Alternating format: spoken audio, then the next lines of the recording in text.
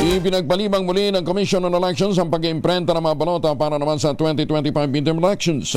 Ito matapos maglabas ang Korte Suprema ng panibagong temporary restraining order sa dalawa pang kandidato na dapat na isama sa balota ngayon nalalapit na halalan.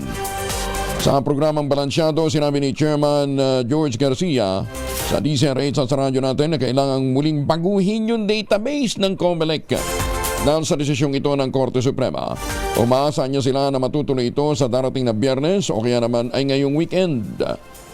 Opo, Sir Henry, dahil po sa announcement ng ating kataas-taasang hukuman na meron pong TRO sa isang national candidate sa senador at doon sa local candidate naman, dyan po sa bandang area ng Albay, ay hindi po tayo matutuloy sa ating pong pag-iimprenta ng balota ngayon pong bukas po dapat yun.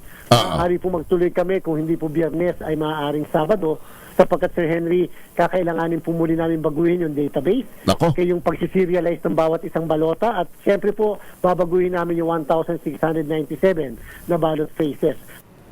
Baka naman po pwede ang Korte Suprema bilisan na rin yung pag-resolba doon sa mga nakapending pang temporary petition for temporary restraining order. Ano? Alam natin hindi naman tayo pwede mag-pressure sa sa Korte Suprema. Makikiusap po tayo na. Chief Justice Gismundo. Justice, kumusta na ho kayo, ha? Matatanda ang sinuspindi nga ng poll body ang printing ng mga balota matapos na unang magpalabas ng TRO ang Korte Suprema para sa limang pinadisqualify naman ng COMELEC.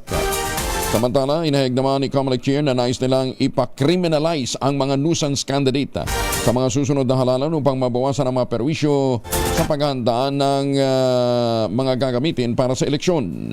Siyempre, pinupus namin na sana yung nuisance candidacies, yung mga nagpapal talaga naman pang istorbo, pang gulo, o walang intensyon na tumakbo talaga, dapat gawing criminalize na po yan. Para po kahit man lang hindi kulong, penalty man lang ng fine, para po maturuan ng leksyon. Kasi po yung iba tumatakbo, nagpapabili. O nagpapabayad. Tama. Yung iba naman tumatakbo, talagang binayaran kasi ng iba para panggulo doon sa kalaban. Yung iba po kasi paulit-ulit na. Kahit na alam naman nilang talagang sila ay hindi kwalipikado. Lalong-lalo yung mga tumatakbong just for the fun of it.